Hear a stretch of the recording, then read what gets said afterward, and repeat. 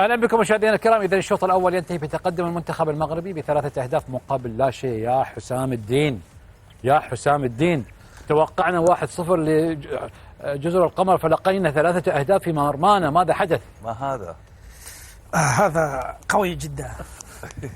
لاحظت أن في الشوط الأول منتخب المغرب بدأ بقوة جديد، لأن كما قلت البارحة أن منتخب جزر القمر سوف يحاول، ولكن في البداية لاحظت أن لاعبي جزر القمر كانوا خائفين جدا، وأخذ هذه الفرصة منتخب المغرب لأنه منتخب قوي في هذا الأيام يعيش في سنوات سعيدة في كرة المغرب، ولكن 3 أهداف هذا قوي جدا.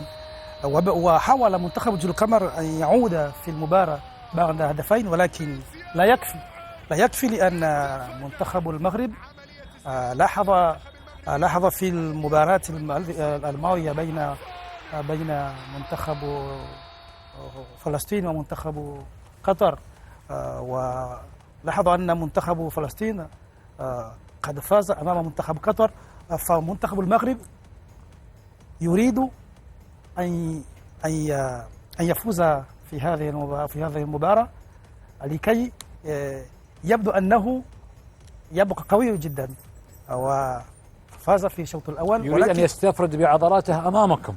نعم، ولكن لاحظت أن بعد 30 دقائق حاول منتخب جزر القمر، إذا كان هكذا في الشوط الثاني أعتقد أن منتخب جزر القمر سوف يسجل، ولكن الفوز لا صعب، سيكون صعبا. حسنا، سأعود إليك لاحقا وسنتحدث عن الهدف الذي أنت قلت عنه أن جزر القمر سيحرسه في الشوط الآخر، في الشوط الثاني. نعم، أليس كذلك؟ هناك هدف.